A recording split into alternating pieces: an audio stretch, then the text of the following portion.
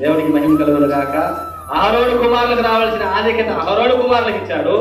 ఊరు మనవలకు అంటే ఊరు ఆ సంతతికి రావాల్సినటువంటి ఘనత ఆధిక్యత ఊరు వారికి కూడా దేవుడు అనుగ్రహించాడు.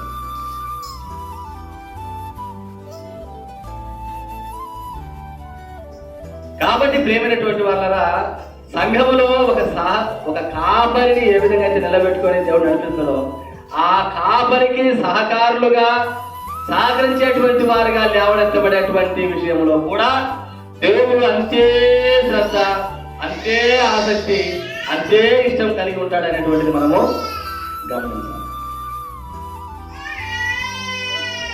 ఇది తెలియక చాలా మంది వాళ్ళ అభివృద్ధి పరచబడుతున్నారు. మనం ఇలాగే ఉన్నాం, మనం ఇస్తున్నాం, మనం చేస్తున్నారు. అది ఎవరికి ఇస్తున్నారు, ఎవరి చేయడానికి ఇస్తున్నారు, ఏ పని చేయడానికి ఇస్తున్నారు, ఎవరి పని జరగడానికి ఇస్తున్నారు అనేటువంటిది ఎవరు ఆలోచించారు.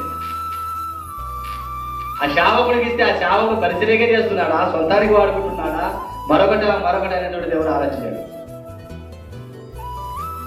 సొంత వేలుబడి చేసి, లోక సంబంధమైన విధానం వేలుబడి చేసి, ఆలోచన వేలుబడి చేసి, పరిచర్యకు అడ్డంకిగా, పరిచర్యకు కుంటుపడే రీతిగా పెరిగినటువంటి వాళ్ళ సంఘ విశ్వాసులు కావచ్చు, సహకారులు కావచ్చు, ఇదేమవుతున్నారు. అందుకే సహకార ఆ పరిచర్య ముందు కొనసాగబడలేకపోతున్నారు.